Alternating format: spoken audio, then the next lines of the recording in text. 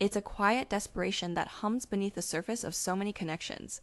We enter relationships, or even just casual interactions, with a fundamental, often unacknowledged need. It's not necessarily love we're seeking, not at first, it's validation. And this subtle, pervasive drive shapes everything from who we choose to how we behave once we're with them, often leading us down paths that feel good in the moment, but ultimately leave us feeling hollow. Why is it that the promise of genuine connection often gets overshadowed by the desperate scramble for approval?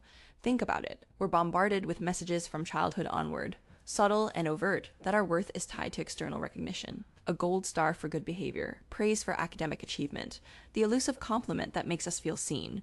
This conditioning creates a powerful illusion that our value is something to be earned, to be proven. We start to believe that if we can just get that person to like us, to admire us, to validate our existence, then we must be worthy. This is the illusion that keeps so many of us stuck. We chase the reflection in another's eyes, mistaking it for our own intrinsic worth.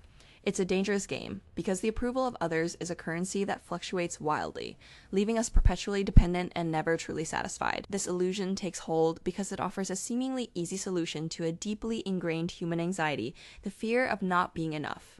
It feels so much simpler to seek external affirmation than to cultivate internal self-acceptance. We see this play out in countless ways. Consider the person who constantly shares curated highlights of their life on social media, not necessarily to connect, but to elicit likes and comments, digital nods of approval. Or the individual who bends over backward to please their partner, sacrificing their own needs and desires, all for the sake of maintaining that approving gaze.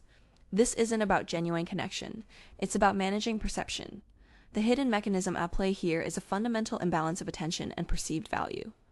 When we are seeking validation, we are essentially outsourcing our self-worth. Our attention becomes fixated on the other person, on their reactions, their opinions, their perceived interests. We invest an enormous amount of emotional energy into eliciting a specific response, a response that tells us we are desirable, capable, or good enough. This investment, however, is often one-sided. We pour our energy into a well that may not have the capacity to reciprocate, or worse, that actively benefits from our desperation. The perceived value we assign to the other person skyrockets, while our own value diminishes. They become the gatekeepers of our self-esteem. Let's break down a common behavioral sequence driven by this need for validation.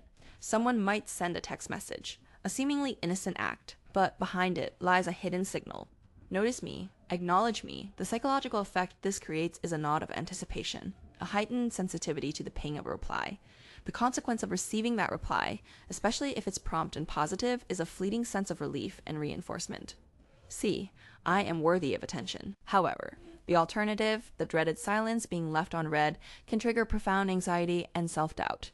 This fear of the negative consequence is what drives the repeated behavior, even when the positive reinforcement is only temporary. This cycle perpetuates a mindset of seeking validation.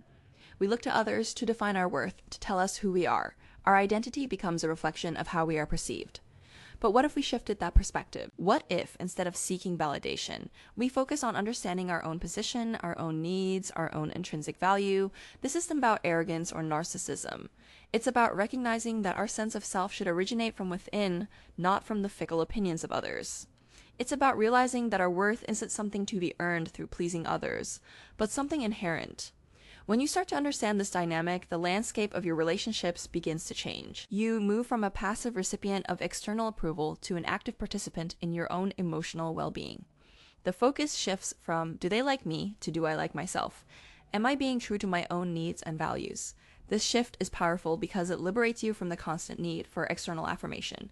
You're no longer performing for an audience. You're simply being. So, what's a realistic action you can take within the next 24 to 48 hours to begin this shift?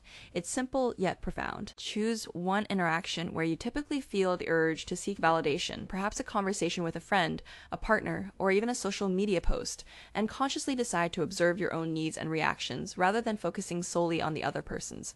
Ask yourself, what do I need in this moment? What do I feel? Am I being authentic to myself, or am I performing to gain approval? Don't try to force a new behavior. Just practice this internal observation. Notice the urge to seek approval, and gently redirect your attention back to yourself. This simple act of internal awareness is a first step in dismantling the illusion and building a foundation of genuine self-worth, one that doesn't rely on the approval of others, but on the quiet certainty of your own being. It's about learning to be the source of your own validation, and in doing so, creating space for truly authentic connection.